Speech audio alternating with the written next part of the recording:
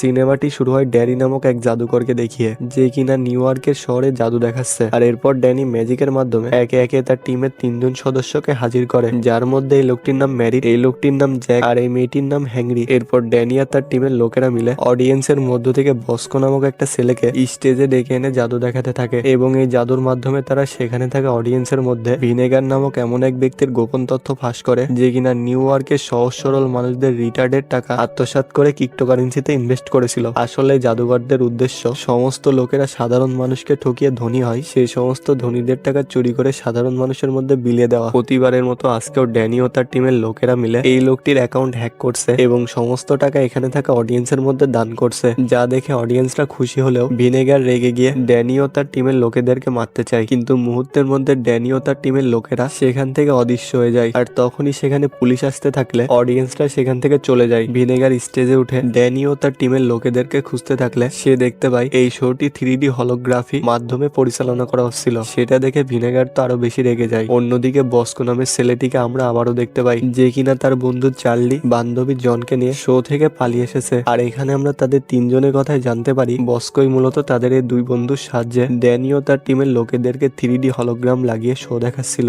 যাই হোক, এরপর তারা 3জনে যখন তাদের রুমে আসে তখন চার্লি লক্ষ্য করে তার হলোগ্রামে থাকা ড্যানির প্রতিচ্ছবি অটোমেটিক ভাবে চলছে, যে কারণে চার্লি হলোগ্রাম বন্ধ করে দেয়। কিন্তু তারপরেও সে হলোগ্রাম চলতেই থাকে। চার্লি এবার ড্যানির প্রতিচ্ছবিতে হাত দেওয়া মাত্রই বুঝতে পারে এটা কোনো হলোগ্রাম নয়, বরং সত্যিকারের ড্যানি। এরপর চার্লি ও তার বন্ধুরা অবাক হয়ে যায় এবং ড্যানির কাছে জানতে চায় যে এখানে সে কেন এসেছে। তখন ড্যানি বলে 2 সপ্তাহ আগে তাদের বস আই কারোর মাধ্যমে তার বাসায় একটা কার্ড রেখে যায়। কার্ডের অর্থ ছিল আমি যেন তোমাদের 3জনের সঙ্গে দেখা করি এবং একটা বড় ধরনের চুরির প্ল্যান করি। তখন চার্লি জানতে চায় আই ক্যান অফ ড্যানির টিমের লোকদেরকে বাদ দিয়ে আমাদের 3জনকে সাথে নিয়ে চুরি করতে বলল। ড্যানি বলে সেই বিষয়ে কিছুই জানে না, এমনকি তার টিমের লোকেদের সঙ্গে তার কোনো যোগাযোগই নেই। এর কারণে সে শেষবার যখন তার টিমের সঙ্গে চুরি করে পালিয়েছিল তারপরে তাদের টিমের লোকজন কোনো একটা কারণে যে যার মতো বিভক্ত হয়ে যায় এবং সে অস্ট্রেলিয়ায় চলে যায়। যাই হোক, ড্যানির এ সকল কথা শুনে চার্লি ও জন ড্যানির সঙ্গে চুরি করতে রাজি হলেও বস্কো কোনো মতে রাজি হয় না। আর তার ধারণা তারা 3 বন্ধু মিলে যে কাজ করত সেটাতে তারা সফল হতো। কিন্তু তারপরেও চার্লি ও জন বস্কোকে ড্যানির সঙ্গে কাজ করতে বোঝায় যে ড্যানি একজন কিংবদন্তি চোর যাদেরকে নাইট বলা হয়। আর ড্যানি ও তার টিমের লোকেরা এতটাই পারফেক্ট ভাবে সবার সামনে থেকে চুরি করে যে কেউ তাদেরকে ধরতে পারে না। তাই ড্যানি তাদের সঙ্গে থাকলে তাদের কাজ করারও সহজ হয়ে যাবে। তখন বস্কো চার্লি ও জনকে অনেক বোঝানোর পরে রাজি হয়, তাদের পরবর্তী মিশনের জন্য প্ল্যান করে। অন্যদিকে আমরা ভ্যান্ডারবার্গ পরিবারের ভেরোনিকা নামের এক মহিলাকে দেখতে পাই, যার কিনা পেশা একজন হীরা ব্যবসায়ী। তাই মেয়েটির মাধ্যমে তার ক্লায়েন্টদেরকে জানাচ্ছে যে সে আর 3 দিন পর তাদের কোম্পানির সব থেকে বড় লাভা কৃত্তিক হীরা বিক্রি করবে। অন্যদিকে ড্যানি বস্কো আর তার বন্ধুদের সঙ্গে প্ল্যান করে যে তারা কিভাবে ভেরোনিকা সে লাভা হীরাটিকে চুরি করবে, কারণ ভেরোনিকা সে হীরাটিকে সুরক্ষিত রাখার জন্য আরব আমিরাতে মরুভূমির মাঝে থাকা বালির নিচে 70 তলা গোপন ভোল্টে লুকিয়ে রেখেছে। আর সেখানকার সিকিউরিটি সিস্টেম এতটাই করা যে সেখানে যেতে হলে বায়োমেট্রিক ফিঙ্গারপ্রিন্টের স্ক্যান দ্বারা মাত্র একটি লিফটের সাহায্যে প্রবেশ করতে হয়, যেখানে ভেরোনিকা ও তার বিশ্বস্ত লোকেদের প্রবেশের অনুমতি রয়েছে। আর 3 দিন পর ভেরোনিকা সেই হীরাটাকে বিক্রি করার জন্য আরব আমিরা থেকে নিউ ইয়র্কে আনবে। তাদের যা করার এই 3 দিনের মধ্যে প্ল্যান করে করতে হবে। আর 3 দিন পর ভেরোনিকা যখন সেই হীরার সঙ্গে ফটোশুট করার জন্য প্রস্তুত হচ্ছিল তখন কেউ একজন ভেরোনিকাকে আননোন নাম্বার থেকে ফোন করে ব্ল্যাকমেল করে জানায় যে ভেরোনিকা সেই হীরাটি যদি তাকে না দেয় তাহলে সে ভেরোনিকার সমস্ত কুকীর্তি ফাঁস করে দিবে। আর এখানে আমরা লোকটির কথাই জানতে পারি 15 বছর আগে ভেরোনিকার কারণে একটা ছেলে মারা গিয়েছিল। তবে সেই ছেলেটি কেন ভেরোনিকার কারণে মারা গিয়েছিল সেটা আমরা সামনে জানতে পারবো। যাই হোক, ভেরোনিকার লোকটির এই কথায় অনেক ভয় পেয়ে যায়, কারণ এই কথাটা এতটাই সিক্রেট ছিল যে সে ছাড়া আর কেউই জানতো না। এদিকে জন, চার্লি ও বস্কো এখানে ভেরোনিকার সিকিউরিটি সেজে এসে ভেরোনিকার ফটোগ্রাফারকে ফটোশুটের টাইম 2 ঘন্টার পরিবর্তে 4 ঘন্টা পর জানিয়ে দেয়, অন্য একটা হোটেলে পাঠিয়ে দেয়। আর তারা এমনটা করার কারণ হলো কারণ তারা ফটোগ্রাফারের ছদ্মবেশে সেই পার্টিতে ঢুকতে পারে। এদিকে ভেরোনিকা তার আমন্ত্রণ অতিথিদের সাথে হীরা নিয়ে আলোচনা করছিল যে হীরা প্রত্যেকটা মানুষেরই আবেগ, এমনকি হীরা ছাড়া কোনো বিয়ে সম্পূর্ণ হয় না। তখনই ড্যানি সেখানে অতিথি সেজে চলে আসে এবং ভেরোনিকাকে অপমান করার জন্য বলে মেরি নামের এক ধনী মহিলা তার বাসার টয়লেট হীরা দিয়ে বানিয়েছিল,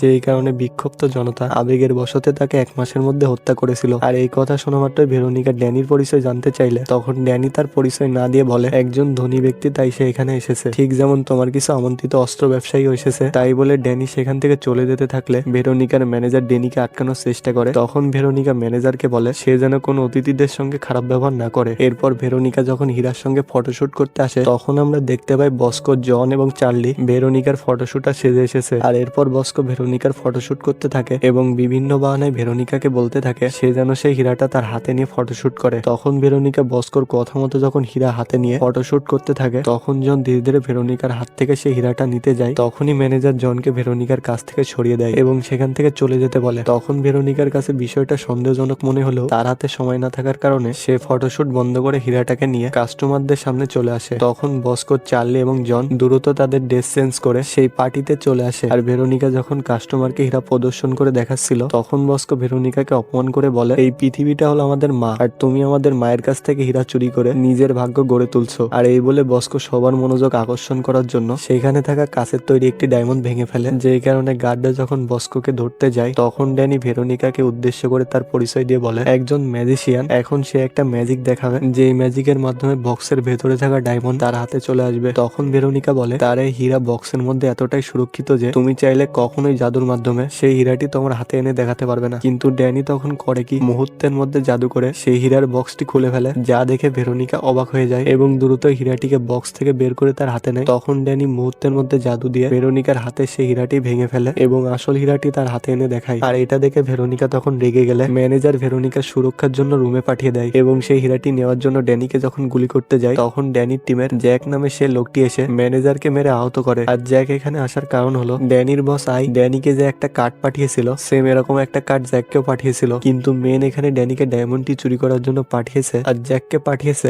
ড্যানিকে হেল্প করার জন্য, যেটা কিনা ড্যানি জানতোই না। যাই হোক, তারা যখন সেখান থেকে পালাচ্ছিল তখন একজন গার্ড ড্যানিকে ধরে মারতে লাগলে ড্যানির হাত থেকে সেই হীরাটি পড়ে যেতে লাগলে জ্যাক সেটা ধরে ফেলে। আর তখন একজন গার্ড জ্যাককে মেরে হীরাটিকে নিতে গেলে জ্যাক তখন কার্ডের মাধ্যমে জাদু দেখিয়ে সেই কার্ড দিয়ে মারতে থাকে। আর এরপর সবাই যখন পালিয়ে ছাদে আসতে থাকলে তখন গার্ডরা তাদের পিছু নিলে হেংরি নামে সেই মেয়েটি এসে সেই গার্ডদেরকে মারে এবং সে জ্যাক সহ বাকিদেরকে নিয়ে যখন ছাদে আসে তখন গার্ডরা ছাদে এসে তাদের উপর আক্রমণ করতে গেলে তাদের দলের মেরিট নামে আরেকজন মেম্বার বেরিয়ে আসলে সেই গার্ডদেরকে মারতে যায়, কিন্তু মেরিট সেই গার্ডদেরকে মারার আগেই ড্যানি সেই গার্ডকে মেরে অজ্ঞান করে দেয়। আর এখানে আমরা মেরিটের কথাই জানতে পারি তাকেও আই কার্ড পাঠানো হয়েছিল এখানে আসার জন্য। যাই হোক, এরপর তারা ম্যাজিকের মাধ্যমে সমস্ত গার্ডদের চোখ ফাঁকি দিয়ে একটা রশির সাহায্যে ছাদ থেকে লাফ দিয়ে সেখানে থাকা নদীর একটা জাহাজের উপর চলে আসে। এদিকে ভেরোনিকা তখন তার হীরার বক্সটি চেক করলে বুঝতে পারে এই চোরেরা কিভাবে তার $1 মিলিয়ন হীরাটি চুরি করেছে। আসলে ভেরোনিকার ফটোশুটের সময় জন যখন সেই হীরাটিকে ধরতে গিয়েছিল তখন ম্যানেজার সেখান থেকে সরে যাওয়ায় এই সুযোগে চার্লি হীরার খালি বক্স ঘুরিয়ে অন্য একটি বক্স রেখে দিয়েছিল। আর বস্কো যখন পার্টির মনোযোগ তার দিকে নেওয়ার জন্য সেই কাছের হীরা ভেঙেছিল তখন চার্লি একটা রিমোট টিপে বক্স থেকে আসল হীরা বের করে জনের কাছে দিয়েছিল। আর জন তখন আসল হীরাটিকে ভাঙা সেই কাছের হীরার টুকরোর মধ্যে ফেলে দিয়েছিল এবং চার্লি সেই হীরাটিকে উঠিয়ে ড্যানির কাছে দিয়েছিল। আর ড্যানি যে ম্যাজিকের মাধ্যমে হীরার বক্সটি খুলেছিল সেটা আসলে চার্লি ড্যানির হয়ে বাটন প্রেস করে খুলেছিল। এছাড়াও চার্লি বাটন প্রেস করে ভেরোনিকার হাতে থাকা সেই নকল ডায়মন্ডটি ভেঙেছিল। আর ভেরোনিকা তার ম্যানেজার যখন এই বিষয় নিয়ে যখন আলোচনা করছিল তখন সে আসল ফটোগ্রাফার এসে ভেরোনিকার কাছে জানতে চাই সেই কি এখানে আসতে লেট করে ফেলেছে। এই কথা শুনে ভেরোনিকা তো পুরোই অবাক হয়ে যায়। এদিকে মেরিটও যায় তাদের মিশন সম্পূর্ণ হওয়ার কারণে তখন সেখান থেকে চলে যেতে চাইলে তখন চার্লি তাদেরকে থামিয়ে দিয়ে তখন তাদের বস আয়ের কার্ড মিলালে দেখতে পাই কার্ডের পেছনের দিকে একটা মানচিত্র দেখাচ্ছে এবং ফ্রান্সের একটা প্রাসাদ দেখাচ্ছে। আর এই মানচিত্র দেখে জন বলে নিশ্চয়ই আই তাদেরকে দিয়ে আরো কিছু কাজ করাতে যাচ্ছে যেটা তারা ফ্রান্সের প্রাসাদে গেলে বুঝতে পারবে। আর তখন সবাই জনের কথায় একমত হয় এবং পরের দিন ফ্রান্সের সেই প্রাসাদে চলে আসে। তখন জন ও বস্কো সেই প্রাসাদকে সামনে রেখে সেলফি ওঠাতে লাগলে ড্যানি তাদেরকে সেলফি ওঠাতে নিষেধ করে, কারণ তারা এই ফটো সোশ্যাল মিডিয়াতে আপলোড করলে ফলে পুলিশ যে কোনো সময় এখানে এসে তাদেরকে ধরে নিয়ে যেতে পারে। কিন্তু জন ও বস্কো এই কথা না শুনে সময়টাকে স্মৃতি হিসেবে ধরে রাখার জন্য সেলফি ওঠে। আর এরপর তারা সবাই প্রাসাদের ভেতরে আসলে থ্যাডিওস নামে তাদের এক পরিচিত জাদুকর দেখতে পায় যে কিনা তাদের থেকে বড় জোশ ছিল। যাই হোক, এখানে তারা থ্যাডিওসের থেকে জানতে পারে আই গত 2 সপ্তাহ আগে তাকে এখানে পাঠিয়েছে শুধুমাত্র তাকে দেখাশোনা করার জন্য। এমনকি থ্যাডিওস নিজেও জানে না তাদের পরবর্তী মিশন কি। এই জন্য থ্যাডিওস সবাইকে বলে তার ধারণা আই নিশ্চয়ই এই বাড়িতে কোথাও না কোথাও তাদের পরবর্তী মিশনের ব্যাপারে কোনো ক্লু রেখেছে যা কিনা তাদেরকে খুঁজে বের করতে হবে। এদিকে মিডিয়ার লোকেরা ভেরোনিকার কাছে জানতে চায় সবাই যে বলছে তার কোম্পানিতে অস্ত্র পাচারকারীরা অস্ত্র পাচার করার জন্য ব্যবহার করছে, এটা কি সত্য? তখন ভেরোনিকা বলে শুধুমাত্র নাইট নামক চোরেরা তাকে অপবাদ দিচ্ছে, তাই সেই চোরেরা তার সামনে এসে কোম্পানির বিরুদ্ধে এ সকল প্রমাণ করে দেখায়। আর এই বলে ভেরোনিকা যখন তার গাড়ি নিয়ে সেখান থেকে চলে যেতে লাগে তখন ম্যানেজার ভেরোনিকাকে জানায় তারা জানতে পেরেছে যে সেই চোরেদেরকে বেলজামে দেখা গিয়েছে। আর এই নিয়ে ভেরোনিকা যখন ম্যানেজারের সঙ্গে কথা বলছিল তখন আবারও আননোন নাম্বার থেকে ভেরোনিকাকে কল করলে তার কথায় আমরা জানতে পারি ভেরোনিকা এই সপ্তাহের মধ্যে দুবাইয়ের আবুধাবিতে তাদের কোম্পানির রেসিং কার লঞ্চ করতে যাবে। তাই ভেরোনিকা যদি আবুধাবিতে গিয়ে তার হাতে সেই হীরাটিকে তুলে দিতে পারে তাহলে তার কাছে থাকা ভেরোনিকার বিরুদ্ধে যা সমস্ত প্রমাণ ভেরোনিকা ভেরোনিকাকে দিয়ে দিবে। অন্যদিকে ড্যানি ও তার টিমের সমস্ত লোকেরা সেই প্রাসাদের ভেতরে থাকা প্রত্যেকটা রুম চেক করে তাদের পরবর্তী মিশনের কুলু খুঁজতে থাকলে তারা দেখতে পায় প্রতিটি রুমকে ভিন্ন ভিন্ন ডিজাইনে সাজানো হয়েছে, যার মধ্যে একটা রুম দেখে মনে হচ্ছে এইটা যেন একটা উল্টা রুম। আসলে প্রাসাদটি ছিল জাদুঘরদের প্রাসাদ, যেই কারণে তারা এই প্রাসাদটাকে ভিন্নভাবে সাজিয়েছিল। যাই হোক, তারা সবাই যখন পুরা বাড়ি ঘুরে কোনো কিছু খুঁজে না পেয়ে আবারও একত্রিত হয়, তখন চার্লি সেখানে একজন বিখ্যাত জাদুঘরের ছবি দেখে ছবির মধ্য দিয়ে যখন হাত ঢোকায় তখন সে ছবির পেছনে লোকানো কিছু পেপারস পায়। সেই পেপারে নাটসে বাহিনীর গল্প লেখা ছিল এবং ভেরোনিকার বাবার একটা ছবি ছিল। ছবি ও নাটসে বাহিনীর গল্প দেখে হেনলি বলে দ্বিতীয় বিশ্বযুদ্ধের পর নাটসে বাহিনীরা যখন পৃথিবীর বিভিন্ন দেশে যখন পালিয়েছিল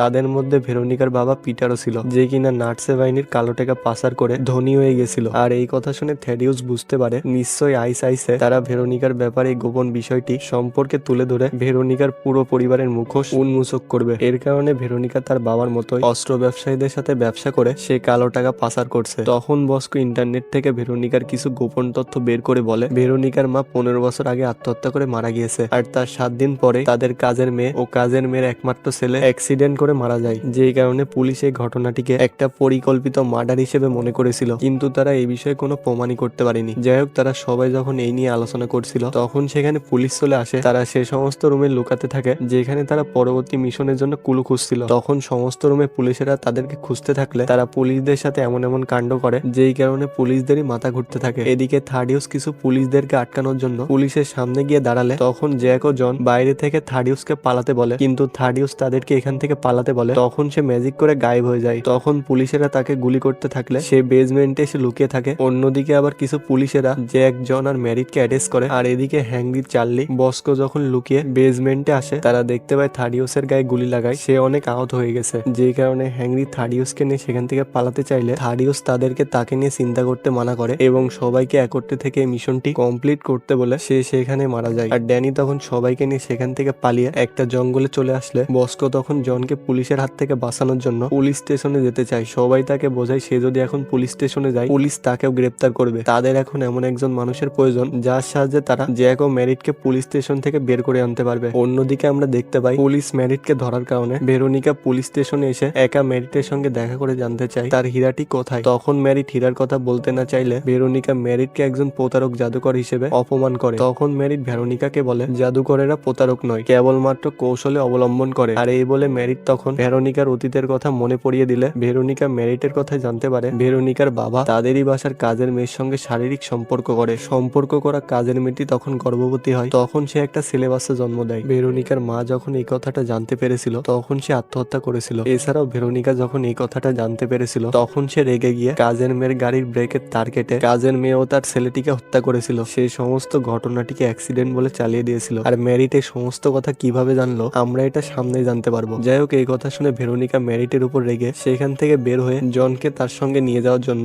এসআই এর কাছে রিকোয়েস্ট করে। তখন একজন কনস্টেবল এসআই কে জানায় কিছুক্ষণ আগে তারা যে পাগল মহিলাটিকে ধরে এনেছিল সেই মহিলা পড়ে গিয়ে হাত ভেঙে গিয়ে রক্ত বের হয়। আর কনস্টেবল যখন এসব কথা বলছিল তখন সুযোগ বুঝে জন সেখান থেকে পালাতে থাকে। এদিকে আমরা সেই পাগলিকে দেখতে পাই যে কিনা পাগল সাজার অভিনয় করে পুলিশ স্টেশনে এসে কারাগারের ভেতরে ঢুকে জ্যাককে ছাড়িয়ে নিচ্ছে। আসলে এই মেয়েটি হলো জ্যাকের টিমের একজন সদস্য যার নাম লোলা, আর লোলাকে এখানে হেন্ডি পাঠিয়েছে। যাই হোক, লোলা যখন জ্যাককে কারাগার থেকে বের করে ম্যারিটকেও ছাড়িয়ে নিয়ে সেখান থেকে পালাতে থাকে তখন পুলিশেরা তাদেরকে ধরতে গেলে লোলা সেখানে আগুন জ্বালিয়ে দেয়, জ্যাককে নিয়ে পিছনের রাস্তা দিয়ে পালিয়ে যায়। আর জনও তখন পুলিশ স্টেশন থেকে পালিয়ে আসে, কিন্তু ম্যারিট আবারও পুলিশের হাতে ধরা পড়ে। অন্যদিকে জ্যাক লোলাকে নিয়ে একটা পরিত্যক্ত বাড়িতে আসে যেখানে ড্যানি বাকি সবাইদেরকে নিয়ে লুকিয়েছিল। আর এরপর সবাই যখন জানতে পারে ম্যারিট আবারও পুলিশের হাতে ধরা পড়েছে তখন ড্যানি সবাইকে বলে তাদের বন্ধু ম্যারিটকে পুলিশের হাত থেকে বাঁচানোর জন্য হলেও সেই হীরাটিকে ভেরোনিকার হাতে তুলে দিবে। তারা যখন এই নিয়ে কথা বলছিল তখন চার্লি ইন্টারনেট ঘাটলে দেখতে পাই ভেরোনিকা এই সপ্তাহে তার কোম্পানির নতুন একটি রেসিং কার উদ্বোধন করার জন্য আবুধাবিতে যাচ্ছে। যেই কারণে সবাই প্ল্যান করে তারা কিভাবে সেখানে গিয়ে ভেরোনিকার সমস্ত কুকীর্তি পুরো দুনিয়ার সামনে তুলে ধরবে। আর এরপর সবাই তারা একটা প্রাইভেট জেটে করে আবুধাবিতে যেতে থাকে এবং প্লেনে বসে প্ল্যান করতে থাকে তারা সেখানে গিয়ে কে কি করবে। আর এরপর তারা আবুধাবিতে আসে এবং একটা ম্যাজিক্যাল শো এর মাধ্যমে ভেরোনিকাকে উদ্দেশ্য করে বলে তারা তাদের চুরি করা হীরাটি 2 ঘন্টার মধ্যে তার প্রকৃত মালিকের কাছে ফিরিয়ে দিবে। আর এই শো দেখা মাত্রই ভেরোনিকা ড্যানিকে ফোন করে জানায় তারা যেন কিছুক্ষণের মধ্যে তাদের আয়োজন করা পার্টিতে এসে হীরাটিকে ফেরত দিয়ে তাদের বন্ধু ম্যারিটকে নিয়ে যায়। আর এরপর ভেরোনিকা তার রেসিং কার লঞ্চ করার জন্য